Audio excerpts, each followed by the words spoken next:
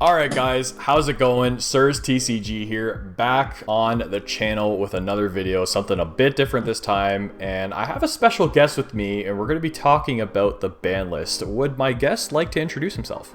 Hey, what's going on, Serge? It's Yu-Gi-Oh here. It's cool to be on your channel as a guest as opposed to the other way around, so what's up, brother? Not much, man. Glad to have you here. I know it's been a little bit since I've uploaded. I'm sorry, everybody. I've been busy, but, you know, life happens, and things have changed in Yu-Gi-Oh quite a bit for the last few months, really. Really just in the last couple of weeks. Like, we got info, and that, like, changed everything. Yeah.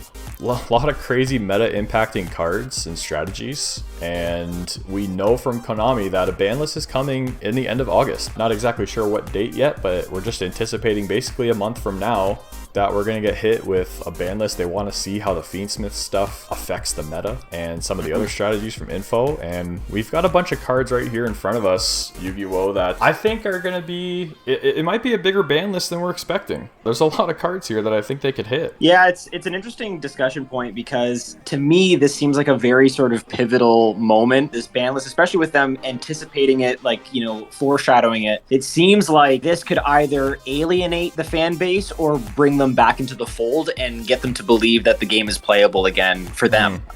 So I think this is a really big moment. I liken it to Deadpool and Wolverine for the MCU. This is what this ban list will be for for Yu-Gi-Oh. You know, like, this is everything. I think it's a lot of it hinges on this because there's a lot of powerful engines and cards that need to either be hit or limited. So we'll see how it goes. Yeah, I love that analogy. I think clearly Konami's going in a direction where the pool of decks to play in the metas are very diverse. Before, like, there was your stagnant tier 0 deck and then, like, maybe 2 or 3 other decks that, like, kind of came close.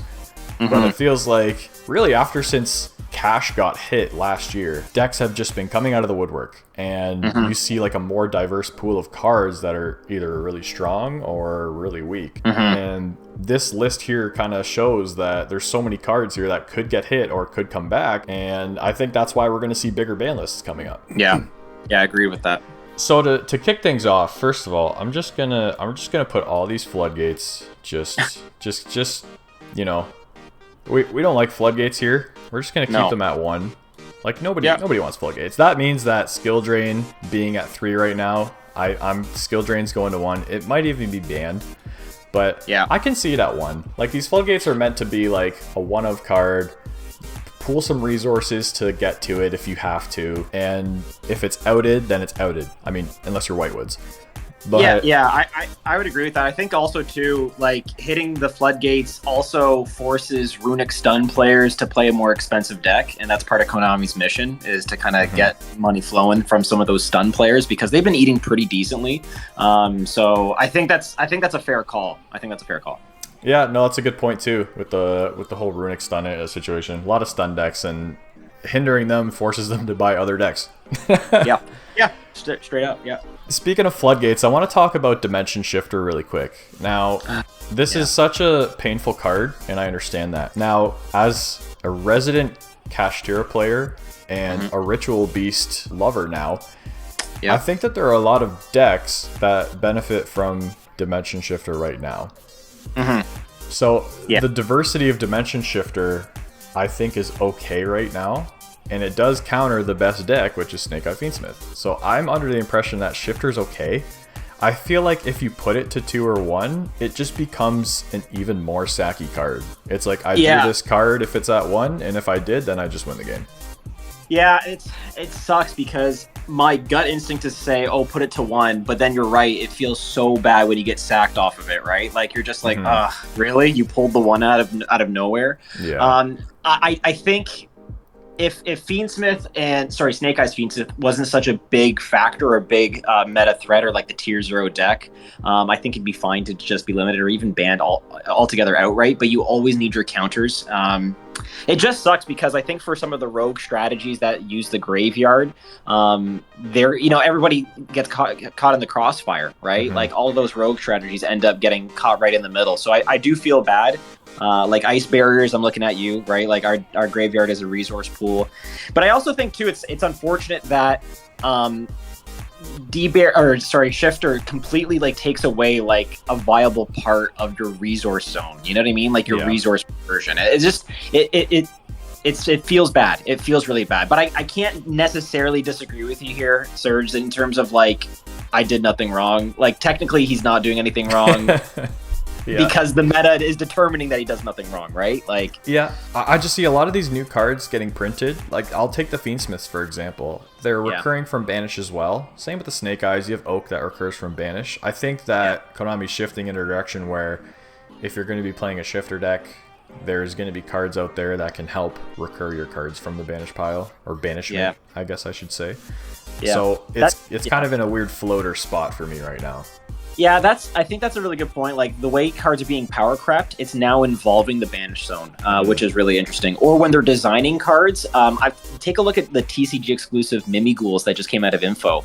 Like that's a shifter deck if you want it to be, which is kind of hilarious, right? So it's almost like they're designing archetypes with the contingency plan of it possibly playing shifter. And I'm even okay with like a deck being able to play shifter, but it still kind of loses its resource game by doing so. So it's like it can help it stay alive, but at the same time, it's not profiting off of it.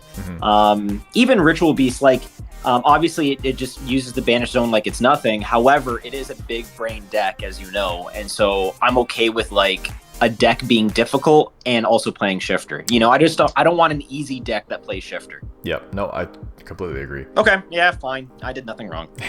Now, I'm going to kind of move on to some of these snake cards, I guess, right now. Or should we leave that for last? It's up to you, man. I'll follow your lead. Okay. Well, why don't we... You know what? Let's just get right into the snake cards, because I think everybody wants to see what's going to happen to Snake Eyes at the end of August. So the next card I want to talk about is OSS, Original Sinful Spoils. I think that this card did nothing wrong. Yes, it enables the Snake Eye cards, but at the same time, it also helps those lower tier fire decks like Fire King Pure, TGs, Infernoids, those kinds of decks that are starting to kind of get a little bit more support this year. I think this card's fine. People play it at 1 anyway, so I think that if they were to hit this in any form, I don't think they ban it, but I don't think they do anything else with it. Yeah, I think I tend to agree with that. Like you said, most players are only playing it at 1 anyway, so, you know, by limiting it, what are you really doing, right? It's like when the OCG semi-limited or limited SP, and it's like, cool, like that doesn't really do anything. Like, you know, It's just one of those things where it feels like almost like a slap on the wrist that tells the player base, hey, there could be something coming that's more substantial in the future, but, you know, you still get to have your one of toy anyway. So I think it's more disciplinary than anything. I think, I did nothing wrong is probably fine for that. Now, the next card is a big one. We're going to touch Snake Eye Ash here. So I think I'm going to start with saying I think that Konami's going to slowly break down these Snake Eye cards and see how it impacts to the next ban list. If they're coming out with a ban list end of August, I anticipate there'll be one early 2025 kind of thing, and they'll reassess. Yeah. So I think they'll do some slow hits. I think Snake Eye Ash is going to get semi-limited, and I think Poplar might be limited. You're reading my mind, and I'm sorry for the viewers if we're like basically saying the same crap, but I was just gonna say the way to hit this deck is just to like limit its consistency in archetype or in engine. And when we get to Bonfire, we'll talk about that too. But I think the Ash semi is pretty good, and then obviously Poplar not being able to just constantly dig into your deck for more, or if you're drawing just the one, it kind of punishes a little bit. So I don't know. I think that's probably the correct move. No, that's fair. I think because this deck runs 20 non-engine, 20 hand traps, now by limiting and semi-limiting some of these snake normal summons, you're forced to rebuild your deck to grind for that consistency a little bit. Yeah. And that goes with the next one, Flamber's Dragon. I think, first of all, I think this is one of the most toxic cards right now. It's got 27 effects that have no business being on the same card text box. But 100. At the same time, again, some people are playing it 2. Some people are playing 1 with the 1 Snake Idea Bellstar. It is the boss monster per se of the deck, so I think like even just like making it to 1 just so that you can't play 2, I guess, just for a little bit of balance. Yeah, I think that's probably correct. I think because I've seen lists with 2 in it just as an insurance policy, and again to help with that grind game, and also like just drawing it doesn't always feel the best either. I think that's gonna. I like how we're trying to like determine like, okay, it's still fairly new. Like as archetypes go and as decks go, it feels like it's been in the format for like years, but really it's only been months. Yeah. Just because of how, I don't want to say necessarily toxic, because I think there's far more toxic decks out there, but it just feels unfair a lot of the time because of just how consistent that deck is and how much non-engine it can fit. So like you said, if we can hit the consistency pieces in archetype, it really does have to put in the player's mind, okay, do we want to play Prosp now? Do we want to play more generic searcher cards in order to, but that have a cost, right? Like I need to banish things from my extra deck, or I need to do things that make me reconsider, like, is it worth kind of going down that route? You know what I mean? Or do we put more engines in it? And I know they're not going to hit Fiendsmith right now. They just released it. So, you know, it's like, do we just kind of bastardize the deck more in order to make it just as consistent but not as impactful? I think that's the question. It's like, do we want consistency or do you want ceiling? And if you want consistency, then I think the ceiling's going to drop. If you want like higher impact, then you're going to have to do some things, you know, to make it worth that. So I don't know. Yeah, I think that's probably fair. Yep. And I guess that comes to the next point for me for Oak. I was always, it's hard because if we're hitting the rest, it feels like Oak is fine, but Oak is the reason, I think, why this deck is more toxic than it needs to be. Like, this thing has no business recurring from Banish as well as from the graveyard, and it doesn't target, or it doesn't tell you whether it's going to be summoning it or whether it's going to be adding it back to your hand. Yeah, it's so dumb. I think this card needs to get banned, honestly. I agree. Yeah, I think that needs to go. I think that's like the strongest recursive device that they have. And once that leaves, then I think at least it feels less bad when you're playing into like a board and they're just like recurring for everything from everywhere. And you're like, okay, I don't know what to do now. Like I have no place, you know? So yeah. I think that these specific Snake Eye hits too, like we're talking about Ash Poplar, Burge, and Oak, I think that opens up the window for a card that not a lot of people are playing right now, and that's Snake Eye's Birch. And Birch allows you to play on your opponent's turn, basically. So I think there's, after this August ban list, we'll see a little more Birch just for name consistency in the deck, and kind of like shift towards like a little bit of a new strategy in the form of Snake Eyes, because it's unfair that this deck can recur, recycle, OTK, and run 20 hand traps at the same time. No, it just is everything so well. That's the problem, you know. And the fact that it also just comes in waves at you. You know, you can Dark Ruler their board, and then they're still reconstructing their board as you break it. You know, that's tough. It's hard to manage. Now, for some of the consistency pieces, I see this Wanted poster. I see it going to 2 to start. I think that 2 is fine. It's been out for almost a year now. It is one of the cards that not only just gets to search your DFL star, but it can banish itself to put that OSS back and draw you another piece of children's cardboard, and that's pretty strong. Yeah.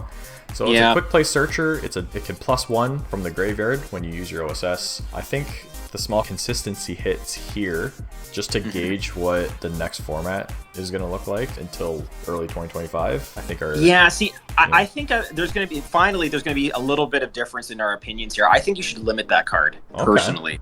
And I just think as a one of, yes, it's sacky, but because it can recur and get you another resource and it shuffles itself back, I think it kind of feels more like just a really nice tool than as opposed to a starter. So I don't know. I think limiting that also, and then keeping the Witch at 3, I think is fine. And I don't want to skip ahead too much, but my opinion on Bonfire is that you should keep it at 3 if you're going to have everything else limited, you know what I mean? So you can maintain the sense of consistency in that regard, but you're also not hitting other rogue decks or other decks that can use the Bonfire Plus. And speaking of rogue, like decks coming into the format or coming in the future, at the time of this recording anyway, Ryziel is a rank 4 deck building archetype that's coming out. They're pyros as well, level 4 pyros. So I think what you're going to see is Bonfire being used as a starter in that deck. So I don't think they want to sort of hit that deck just before it can get going or get its feet underneath it. So that's why I think maybe limiting the Wanted and then keeping the Bonfire as a 3 of makes more sense to me, but I don't know what you think on that. No, I think that's a good point. And I think because Bonfire is once per turn, and if it gets Ash, then you can't use another copy on like cards like Rhoda. I think that's a really good point. The Wanted at 1, I can see that happening too. So that's basically your 4th copy of Bellstar. You get to use the put back draw card only once, and then Wanted's basically out of the game from that point on. I think that's pretty fair to say. I'm just kind of, the only reason why I thought it might be semi-limited is just because I think Konami might slowly be hitting some of these cards back, especially because Wanted was such a high-priced card at the time it came out. Just almost a year ago. Yeah. Just I'm reluctant to think that they might hit it that hard, but I can definitely see them hitting it to the limited spot right away, just to clear some of this consistency out. But it does give you 4 copies of the Black Witch, and I think that's a pretty good ratio to start with, either a poster or one of your wanteds, or one of your Black Witches, sorry. Yeah, no, I agree with that. I think that's kind of the sweet spot. And whether, like you said, whether it's the Witch or the Wanted, depends on how they hit this. And I think, like, I don't know, this gets into a whole other conversation, whether, you know, you want to explore it or not, but the idea of, does the secondary market impact, and I'm talking about like the market being card prices, card economy, does that impact Konami's decision on the ban list? Or are they simply looking at the game and the state of the game itself, right? Because obviously it feels really bad when they ban a card that you spent $300 on a playset for, but for the health of the game to bring in new players, is that worth the risk or worth the cost? You know what I mean? So I think that's where they're kind of put in between a rock and a hard place. And I'm not like a Konami sympathizer by any means, because I think they make stupid decisions on a daily basis. Don't at me. But I do believe that, like, please sponsor me, Konami. I need your help. But I think it's tough because, you know, they want those obviously competitive players who paid a premium. They want them to feel good about their purchases and also to feel good about competing at the highest level. But at the same time, they want to make sure that they're not alienating or isolating that casual fan base, because as soon as you start doing that, you're not bringing any new blood in. I hate to tell people this, but if you're watching like YouTube videos and stuff like that, you're most likely a casual player playing at the locals level. If you're a competitive player, you're probably just have your small circle of play testing partners, and you really don't care about what's happening outside of just the highest level of competition. Right. You're 1% of the population, as opposed to 99% of the population, which are more casual local goers, right? Or at least regional goers. So yeah, I think for me, hitting the Wanted to 1, it's aggressive, but I think it's like a power play and a respect move for the player base to see. No, that's a really good point. I like that explanation and justification, and I have now changed my opinion from semi-limited to limited based on your argument. Damn, thanks. Wow, I love myself. Thank you. Now, I'm gonna move on from some of the snake cards for now. We're gonna get to some honorary snake cards later, but I want to hit the deck that I hate the most right now. Oh yeah, give it to me, Serge. Just get this Sangan summoning card out of the game. Just get it out. Ooh, wow. That's my wish, but I think they'll put it to 1. This card is so absurdly obnoxious. It's searchable anyway, but it just like prevents your opponent from starting their main phase by playing it in their starting hand. Yeah. You have a card that won't let me do anything in the main phase. You have a synchro that won't let me do anything in the battle phase. I thought this game was about interaction. You know, we started with Tearlament being able to play on everybody's turn, and now we're not able to play on nobody's turn. You know what I'm saying? Like, that's a great point. Cards like this are just so toxic, and I won't even start with the new stupid Gimmick Puppet Field spell either. Like, that card's absolutely busted too in its own right. Yeah. But these cards, like, I just hate these cards for the game. I just want to encourage everybody to be able to interact with their opponent, and I think that's such a healthy part of the game, and this absolutely guts that part of the game for me. I think this card can go to 1, and that's no problem at all. Like, you can search it with Terraforming, you can search it with the Pydra. So, I mean, you have ways to get to it, but, like, instead of opening it and then searching Sangan Gaiman instead, now you have to choose. You have to pick some poison. Yeah. And I think that's fine. Now, what are your thoughts?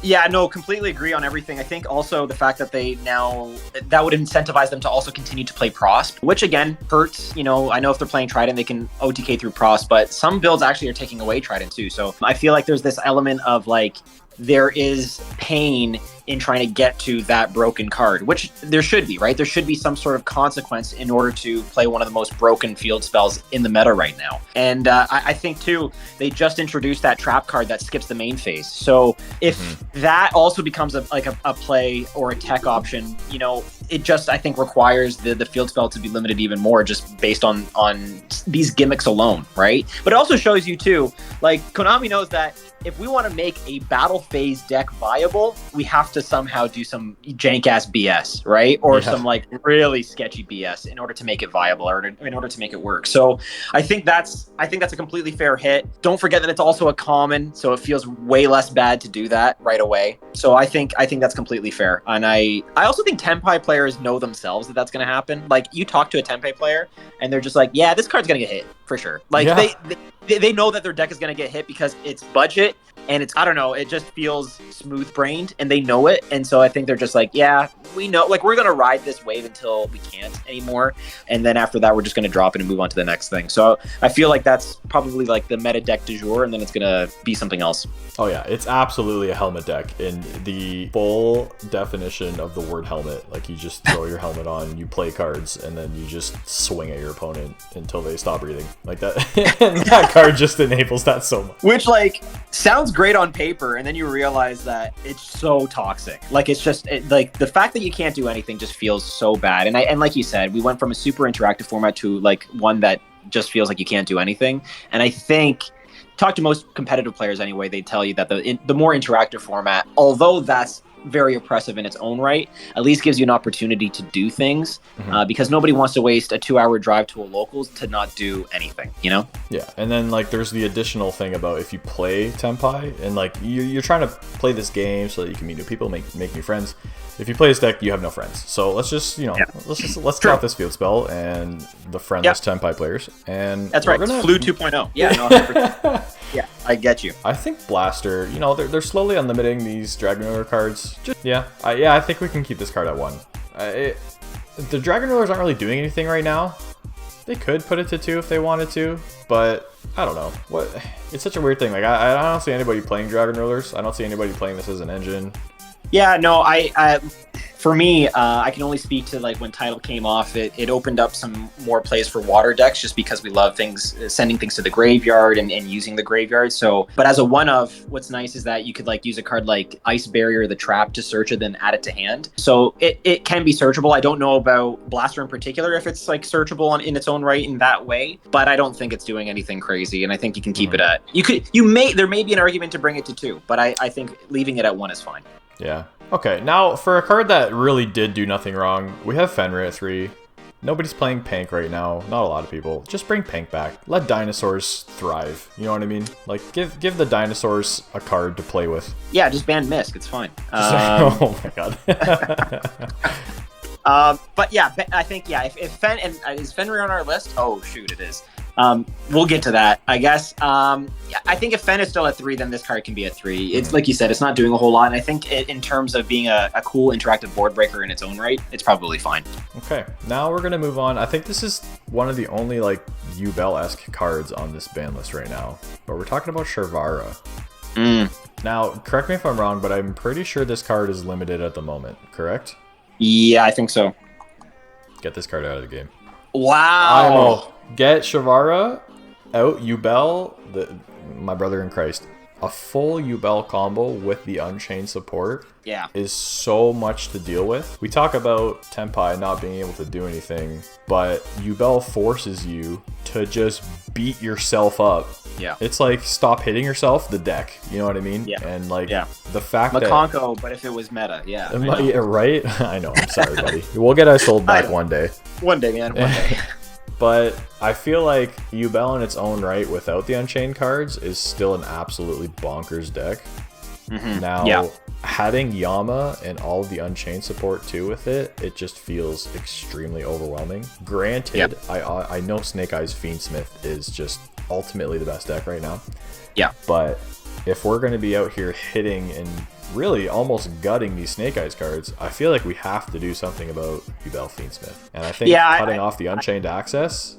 Yeah, I completely agree with that. This is always the thing about ban lists. If you're hitting the best deck, that means that the second best deck will become the best deck, right? So, or those like tier 1, tier 1.5 decks are going to start elevating beyond obviously the best deck. So if you really want to make it equal and fair or equitable, then you kind of have to hit a little bit of everyone. So that way, like I always was told, like a really good negotiation is when both parties feel they got ripped off, because it means that like no one was taken advantage of there. And I feel like like a fair ban list kind of does the same thing, where everyone's hit a little bit, but obviously the guy or the deck that had the most gas is just obviously taken back a little bit more than some of the other good decks. I won't say they're the best decks, but the good decks. So yeah, that's a good one. God, that's so severe. But honestly, if they're still gonna rock like the I think it's the Link 2, right? The Unchained.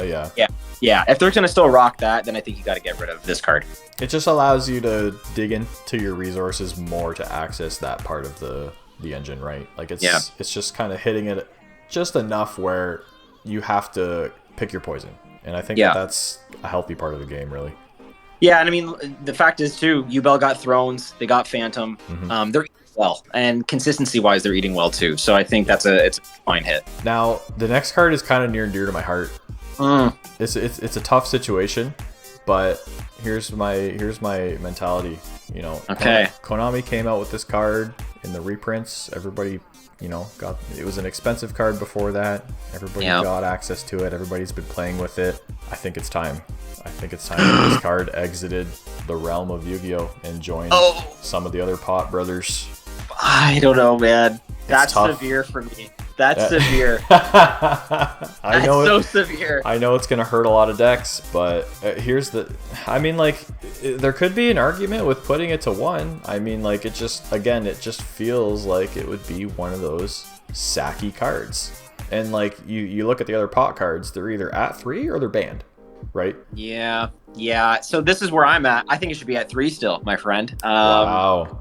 Okay. And here's the thing. Comments, let us know. Where you're at on it, because I do think it's either one or the other. If I'm being honest, it's either get out or I did nothing wrong. I don't think there's kind of like, oh well, we'll just semi-limit it or limit it. No, because you're right. It's gonna feel sacky. It's gonna feel awful, and it will be ash bait every time.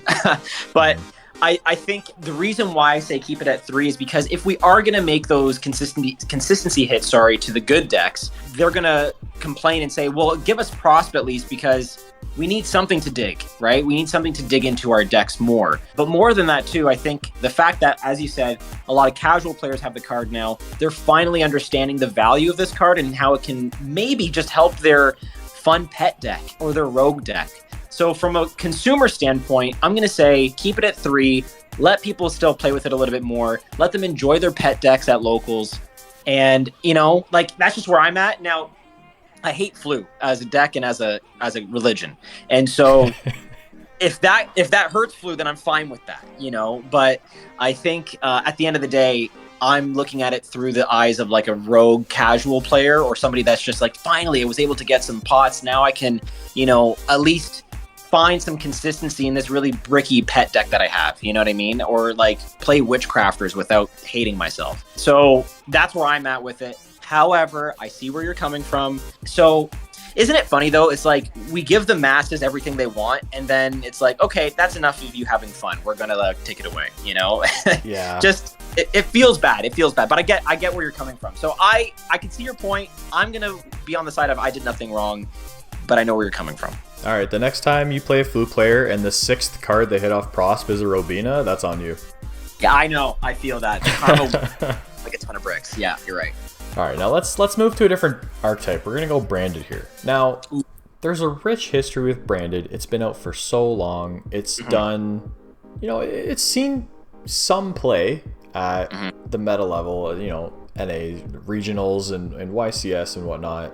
It's been in a spot of all time for sure. This card surprisingly has never gotten hit. Yeah, Branded Fusion, and this might sound crazy, but I still don't think they're gonna hit it. I'm not not saying it did nothing wrong, but all I'm saying is it's just, look, if you were to hit it at all other than banning it, there's about 47 ways from Tuesday to search this card. Yeah. So it just there are some decks that are using it as an engine. Like I know Voiceless Branded is a deck. The Branded's splashed around in a couple other decks just as an engine itself, but I just don't see this card moving anywhere anytime soon. It's not like it's making extreme impacts on a lot of these Yeah, regionals and YCS tournaments, and a lot of people love running branded at the local level. So I feel like it's just an economic move from Konami to just kind of leave this deck in a flow state, I like to call it, I guess. Yeah, I think that's a fair call. And you know what? It did get that really nice secret reprint. It got also the ultimate rare reprint too. So people want their shiny cardboard. I completely respect that. I think you're right. It's not so much that Branded Fusion is a problem card. It's just what it can facilitate can be problematic, and I think that's what we're going to get to later on in this list. So I won't go too far into that. But we all know that when you activate Branded Fusion, there's a secondary effect for your opponent to play Ash Blossom immediately after. So I think because there's always been that very obvious counter to it, and it's one that is a main deck staple for 99% of decks right now. I think you're going to just see it at 3 still, and it is a crowd favorite, right? It's a lore deck. People like I started on a branded deck, right? I was a branded player to begin with, so with the structure decks, obviously. So I completely get it. There's definitely one card I can see Konami hitting, and it is not next on this list. I know. You can't ban the puppet. Listen, they're gonna sanctify her for Ra's disciple or some other bull shenaniganery. So that's why this card needs to be banned. And I think it's dodged 1 or 2 ban lists too many already. Yep. And it's about time. Yep. Amen to that. Sanctifier was the card that I was thinking of too. I didn't think Gimmick Puppet Nightmare was going to do anything because, again, like you said, if it's not Nightmare, it's Ito, and if it's not Ito, it's Ra's Disciple, and if, you know what I mean? Like they're going to figure out some sort of Floodgatey card anyway. They already banned the trap, right? Yep. This is just that trap on legs. Expulsion, Expulsion, thank you. So they've already banned Expulsion. This is just that, but you can't even can you interact with it? No, you can't even imperm it. So you can't target it. Yeah, that's correct. Right? Like, so I'm just, again, it just feels bad unless you have like droplets in the draw phase or something like that. So little 3K booty. Yeah, exactly. So that's where I'm at with it. Totally agree, 100%. Now we got some nostalgia coming up next. The first nostalgia I have is Heavy Storm. Now, thinking about this at first, face value, you think, well, Heavy Storm has more drawback than a card like Duster, right? Duster, you activate it, you blow up your opponent's back row. It can also be used in favor of yourself. You set something like, if you're playing Lab and you draw the rollback and no furniture, you set your rollback, you activate Heavy Storm if you're going second or something, let's say. That puts your rollback into the grave. That's just an example of some of the implications that Heavy Storm could have. How about Tier? We could bring this back to 1, I think. Tier, I mean, like, none of like Tier's not. Well, I shouldn't say Tier's not doing anything right now because there was a top 64 Tier Fiendsmith deck, and a top 64 regular Tier Limit deck at the most recent regionals as well. Just pure Tier Limit gas. And obviously, this card can, you set your Celiac and you can search for your tier monster if you Heavy Storm, either yourself or if you're going second, your opponent's back row and field spells and whatnot. I think Heavy Storm, I think it's a fine card just to come back to 1 for now. See how people can, I'm going to say combo with it, with some of these traps and spells that like being in the graveyard to sort of help you unbrick yourself in a way. Yeah, I agree with that because I'm thinking just off the top of my head, an engine like the Toy Box engine, right? Sending or destroying your back row in order to get value in making a rank 4 engine, or just searching for a light level 4. That in and of itself is pretty cool too. So yeah, I think this is fair at 1. I think this is fair at 1, just as like a tech option choice. Maybe it's a thrust target in some decks, just depending on how they want to do it. But yeah, I like that. I like that a lot. I think that there's, like you said, there's more cards coming out now that don't mind destroying themselves and being in the graveyard to give this a shot at 1. Yep. Now, this card, okay, it's never coming back. Pot of Greed. Love this card to death. I know this is your like face of your channel. When I open a Yu-Gi-Oh! YouTube videos, I see this playmat right in front of my face, and I love it every time. But this card, unless, okay, you know what? I'm gonna do one of these. We're gonna add a row.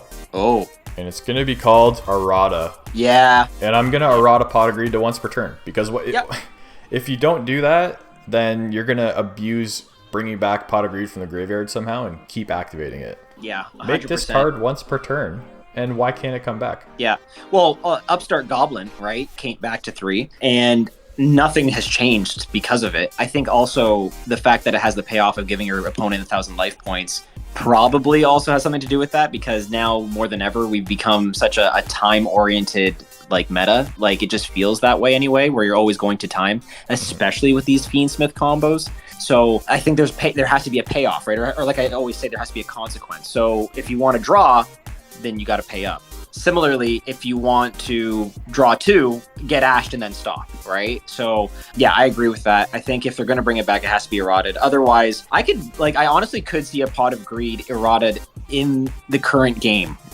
because we need those consistency hits. And if you're going to do that, then get rid of Prosp, right? Then ban your Prosp, That's a good point.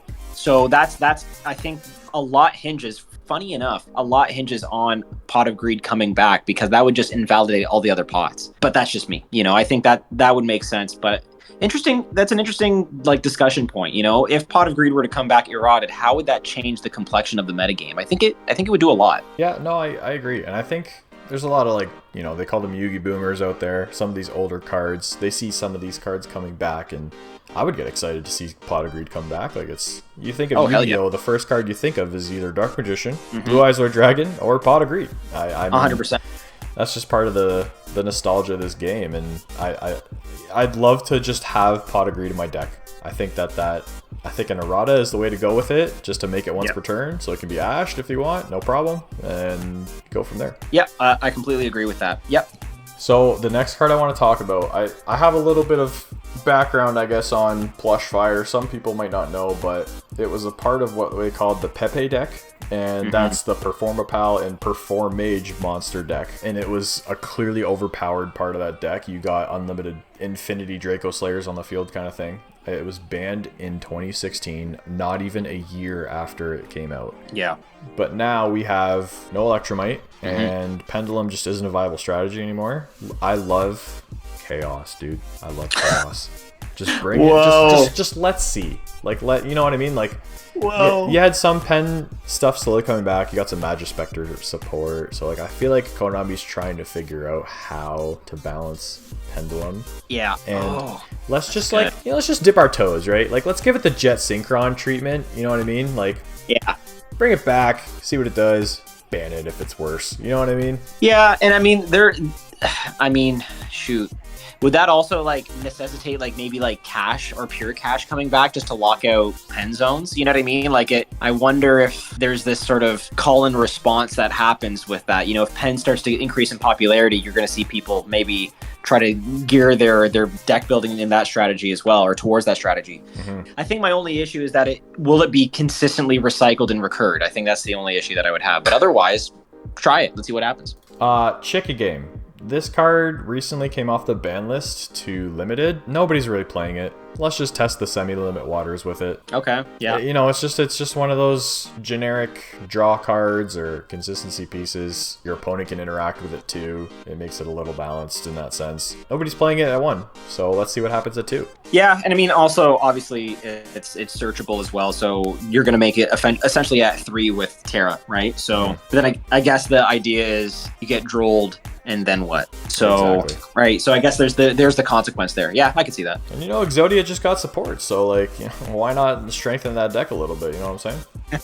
That's funny. Yeah, it's true. Good point. A card that is loved and or hated by many, Runic Fountain. Now, Runic's not a crazy meta component right now, but there are a lot of decks that splash this engine in to their already meta decks and make it pretty strong. I know Josh Schmidt is a pretty big advocate for Runic cards. He loves putting Runic in everything. I think that the Runic Whitewoods deck is really cool. I think it just helps give extenders really, plus it helps with interruption because that deck doesn't have a crazy amount of it other than, a Book of Moon, a Pop, and that's about it. Yeah. I think these cards are fine right now where they are. I think Fountain's fine at 2. I think if anything, it's not on here. I think you could semi-limit tip and kind of call it a day. I don't know, man. I hate Runic. I honestly would limit it. That's me. That's just me though. I would limit it. Obviously, if you ban it, then you destroy the whole the whole deck, right? But the reason why I would limit it is it's still going to be a searchable one of with a Terra. But also, if you get rid of it, yes, you can just end the strategy, and I think that's okay because by that point in time, They've already recycled resources. They've already banished, 3 to 6 cards off the top. You know what I mean? Like, I just think that by the time you're going to Cosmic it or Cyclone it, it's like they've already done a lot of good stuff with it. Obviously, the grind game is a big benefactor here of any Runic deck. I don't know, man. Like, fundamentally, morally, I just don't like that a win con of a deck can be deck out. I just think that just feels bad when your opponent's like, I'm going to just draw 3 here. You're like, okay, like, F me then. Me when I play Runic Spray for hire and I'm drawing 6 cards. Yeah, like, that's what I'm saying, though, right? Like, it's insane. And this is also, like, I've seen Ice Barrier Runic as well. Like, making a Herald is pretty darn good last time I checked, like, before the 3rd summon. So, like, all those things are nice. But I also think, too, maybe if you limit Fountain, then it's more of an incentive to use Runic as just an engine rather than a deck itself. So, you know what I mean? Like, because then you have other decks that have their own field spells that are pretty impactful. And so maybe that's the play. I don't know. But I think limited. Again, comments, let us know what you think. I think it should be limited. But I if it stays status quo, then whatever. I'm not going to complain. It just feels bad, man. It just feels bad playing that deck.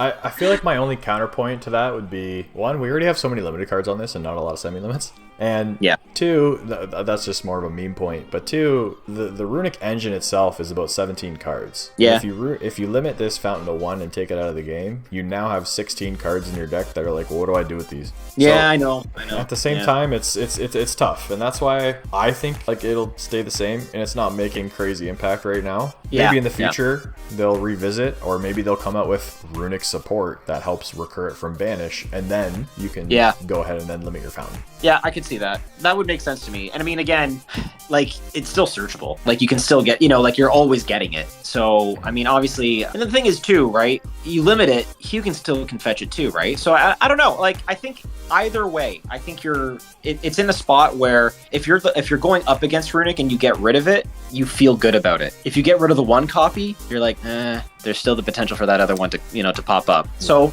I think you're right, though. I do think you're correct in saying that it is a very large, like, deck consideration, and if you kind of get rid of the field spell altogether, then it just feels bad. It doesn't feel like there's a payoff. So yeah, fair. Now, the next card I want to talk about is Talents. I absolutely hate this card, but I absolutely love this card. I know, that's so me. The reason why I hate this card is because it has a Pedigree to Snatch Steal and a Trap Dust Shoot in 1 card. It's bonkers how crazy good this card is. But at the same time, I keep referring back to the Snake Eyes deck, man. I'm not a fan of getting Ash, Veilered, Mournered, and Belled in the same turn and not being able to do anything about it. So at least if that's the case, give me either a little advantage back, or if you want to play the hand trap game, let me rip your 1 piece of consistency out of your hand. I think that this is such a strong card. It's probably the best, honestly, in my opinion, it is the best staple card in the game right now. And this should be a 3 of in everyone's side deck. I would have this card I'd want to see this card in my hand every time. You know what? That's a really interesting point. And I think you're right. That it's super necessary right now because everyone's on 15 to 20 hand traps. The only thing I can think about is just, it feels real bad when you draw like 3 of them or 2 of them and then they imperm your normal and then you can't do anything. Yep. Like, you're just like, oh, well, that's not a monster. So I guess I can't do anything. So in that way, I think it's actually kind of fair because, and think about it this way too, Konami's now introducing, forget about Perulia and Fuwowo or whatever, look at like Dominus Purge and the other hand trap card. Those are cards that can actually just invalidate tactics altogether because it's like, you're still ashing me, but you used a trap to do it. So now what? Right? Yep. And there's also limitations on those cards as well, but it just makes it feel less bad to hand trap your opponent and then be like, oh, well, I'll just get a free draw or I'll just take, you know what I mean? Yep. Or I'll just look at your hand and rip, So I do think that Konami's kind of aware of the power of this card and they're trying to figure out some ways to bring in cards that can kind of dodge it, like Imperm and Dominus Purge. And there's another one that's coming out as well that's sort of like I think it's a Solemn Warning or Solemn Judgment, I forget, but that kind of vibe. So. Yep. Nope, absolutely agree. Fenrir, what are you doing here, bud? You did nothing wrong. You're fine. Look, I know you're such a cash lover. I get it.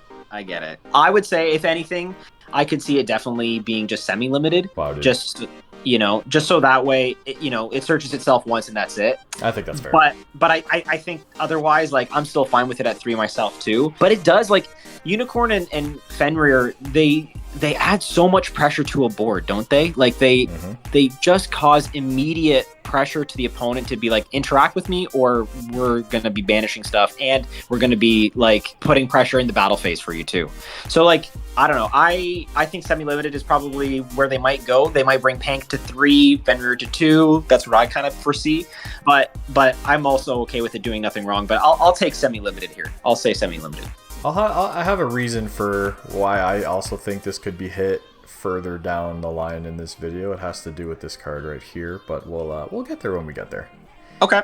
Now, I think this is going to be the hottest take of the video so far, but IP Masquerena needs to go. Ooh-wee. Yeah. Okay, all those know, people with their QCRs are going to hit you. Hey, they still could be worth a lot of money, and you never know when things can come back off the ban list, but you think about how, really, in the grand scheme of things, how toxic this card is. It's a generic link too. Yep. It enables so many plays just in general. You leave this on the field, you summon it back with your Flamberge, it turns into an absolute monstrosity of anything that can't be destroyed by card effects. We'll forget about that, but it's true.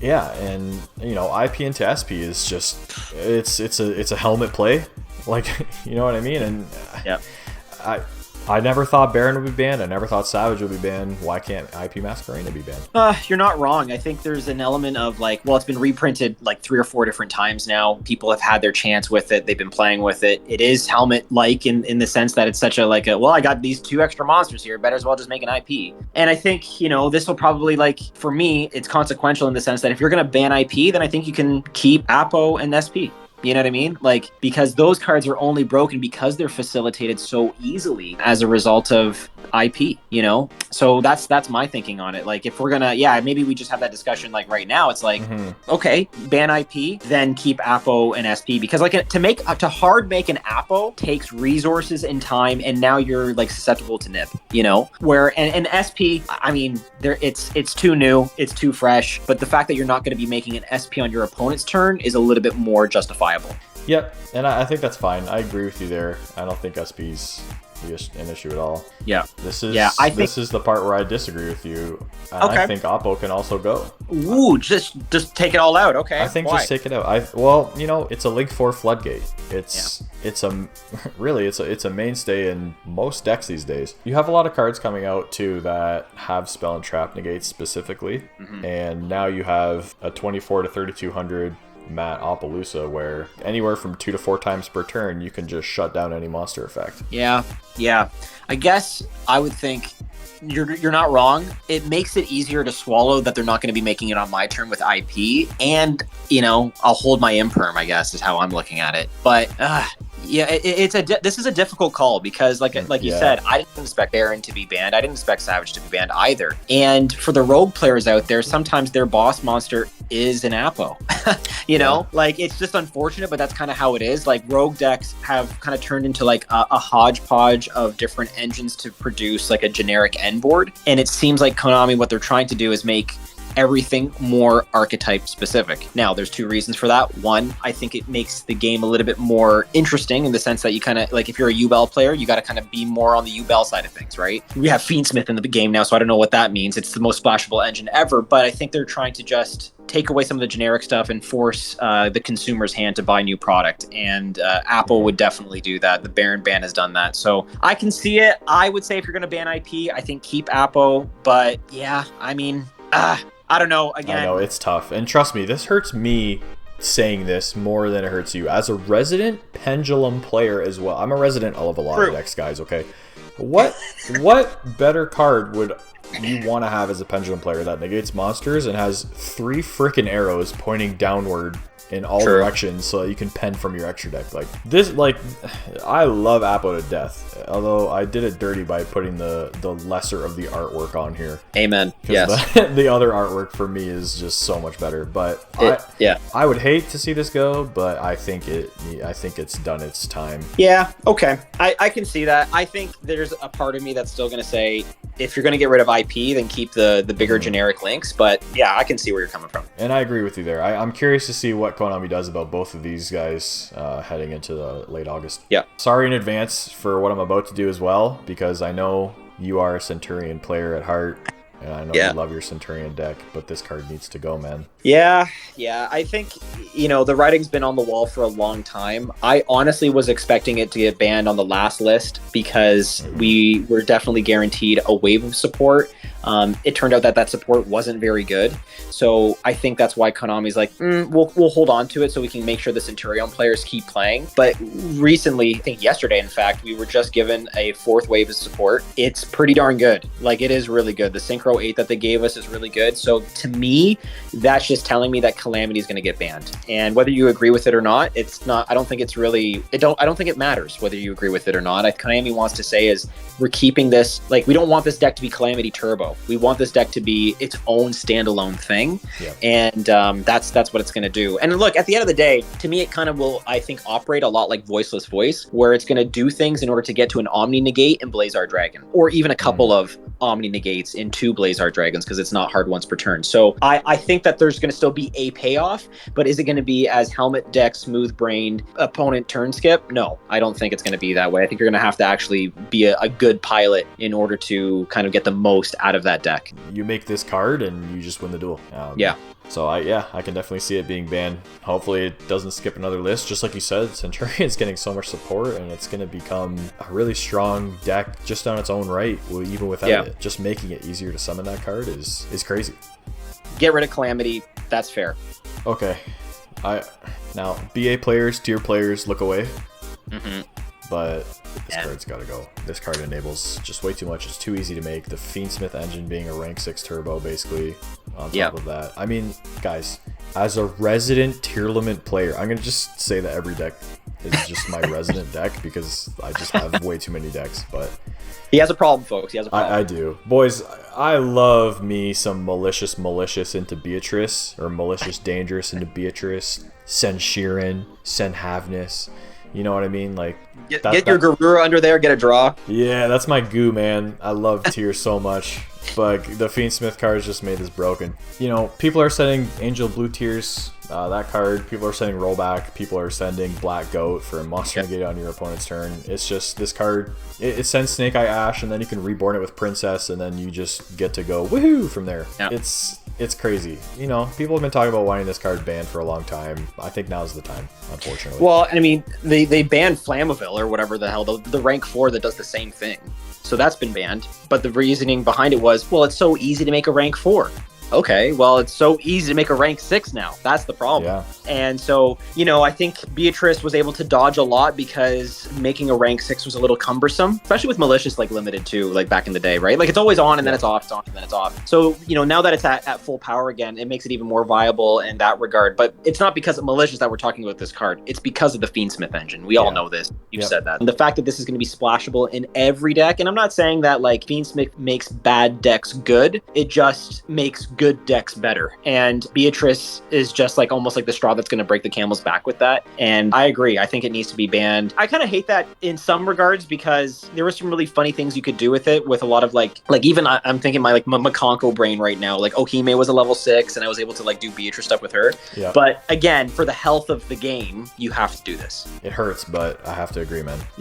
Now, as a resident Pendulum player, this deck sucks. Give me Electromite back. Oh my god. It's time, man. People are expecting Electromite to come back sooner or later. It's been years. It's been, what, like 5-6 years since this card's been banned. Yeah. Pendulum has done absolutely nothing. People like Magispectors, and Magispectors has their own better link too, really, like in New, or Nui, or whatever the monkey is called. But oh yeah.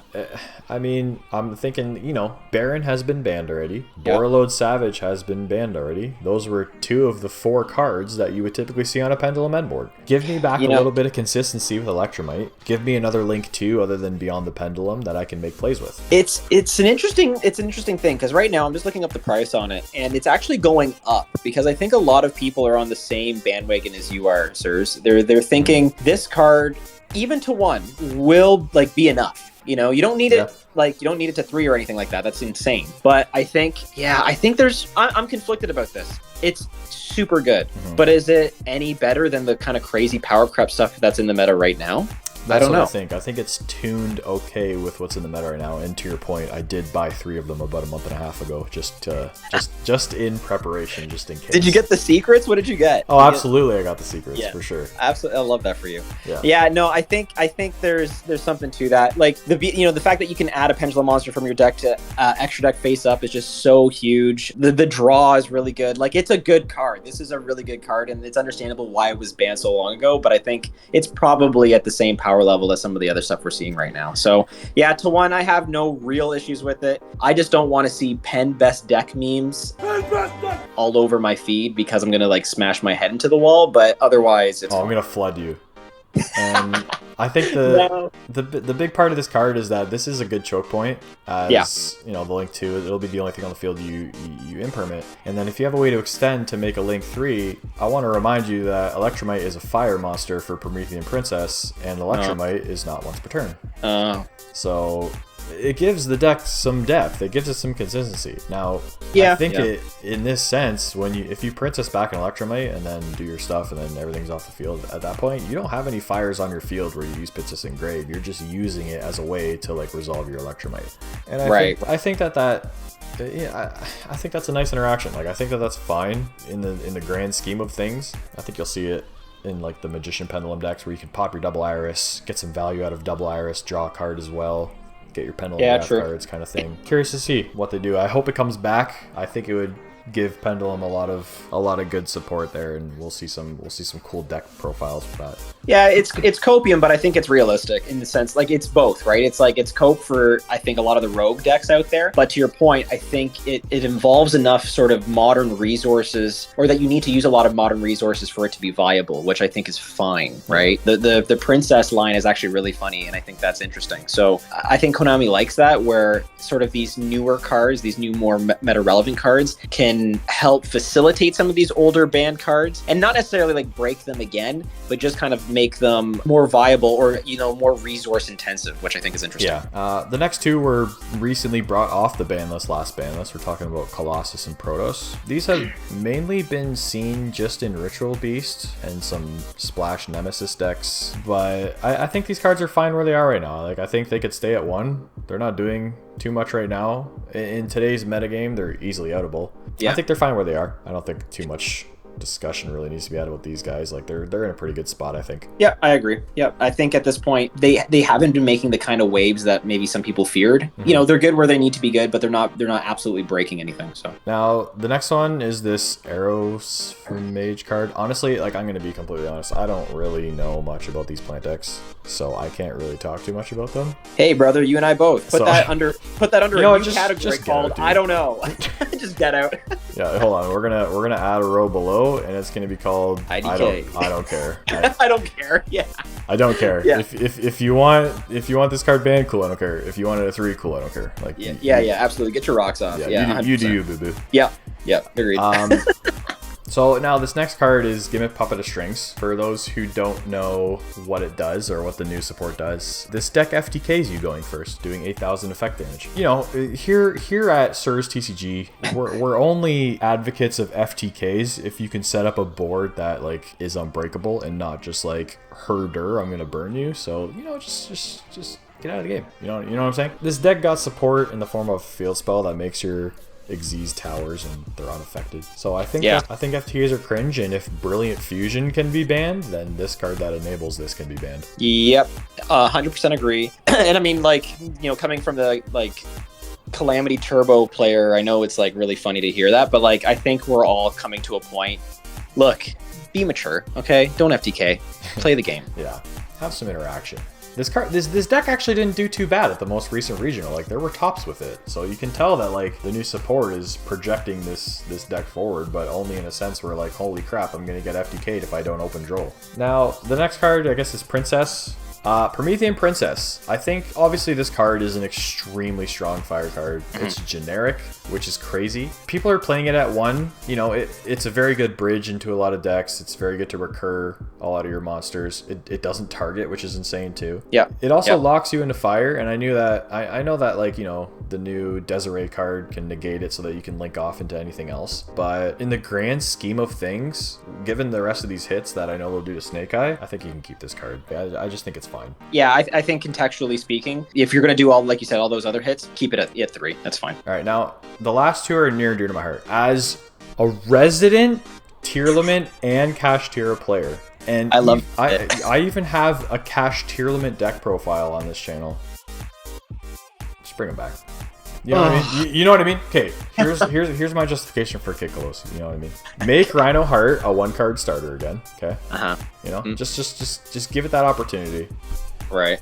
The millers are gone, so this is now your only way to, you know, have a nice mill 5, and then it adds you one of the Tearlament cards either to your hand or you can mill it, so it gives you the option. I think with the names at 1, I think this card can come back. Okay, so I'll give you this. I think Kid is fine, and I'll say this because when you're playing up again, like when I'm playing a Lightsworn Tier Copium Huffium deck, I kind of feel bad watching them like go through Lightsworn cards in order to do like a fraction of what Kid could do. To be honest, it feels like really, oh, that's sad. Like I actually pity them. So I'm gonna say thank you. Fine. Hit at 1 is fine. Give your justification on the other card, and I'll come back at you. Fair enough. Okay, now. Obviously, I thought, and I still think, the coolest art in the entire game is Kashtira Arise Heart.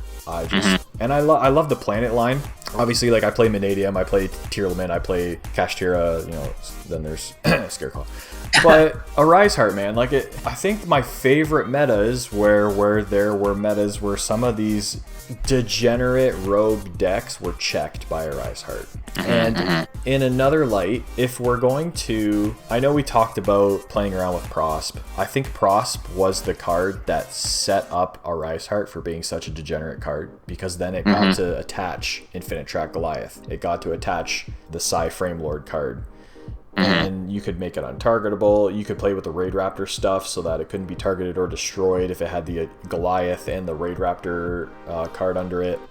Yeah. My justification for why I think this card can come back: every single card that's either a staple or that is in your deck that's a spell or trap or even a monster effect can out this card. Any book card, talents, your Snatch Steals, your Change of Hearts, your Lightning Storms if it's an attack position. Like, think of any staple you can name that can out Arise Heart. And once that Arise Heart's outed, then you can just play the game. Yeah. You might be changing me on this. You might be. I'm not gonna say like. And cards love to be banished. That's what we were talking about earlier. Konami's coming out with decks that can either recur from banish or love to play in the banish zone. Like, imagine I'm a Kashtira player playing against a Ritual Beast deck. They're licking their chops at me. Yeah, no, for sure. I think obviously it feels like bringing it back. It's like it's not the hero we like want, but it's the hero we deserve kind of vibe. You know, It's like it feels kind of necessary for the kind of meta that we are in right now, because it was just such a floodgate card. Like, again, if you didn't draw the out for it, it felt bad. I think you're probably on the right track with this in so much as that it does help balance out the meta a lot. Now, the issue is that looking at all of these other hits that we've made to Snake Eyes, Cash is going to be real good, you know? And that's, I mean, maybe that's not a bad thing. If you're a Cash player, great. I like what the Cash strategy has kind of evolved into, to be honest. I like the Heat Soul build. I like some of the stuff that it's doing with that, because I think it's just caused players to innovate, right? Rather than just like end on Floodgate Turbo. So I can see that, but I think then we'd have to completely, like, it's this is where I'm at. If we bring Arise Heart back, then we have to redo this whole list. That's what I was just gonna say. Yeah, I think we have to add things like Birth to 1, right? You know, like Unicorn to 2, kind of thing. Exactly. Right. So that's kind of where I'm at with it. Like, fine, bring Arise Heart back, and if that's just like the main end board piece that you have, maybe plus like a couple pieces of hand interaction, I'm fine with that. That makes sense to me. But if everything else around it is at full power, like in the archetype, I think that's going to be really tough. And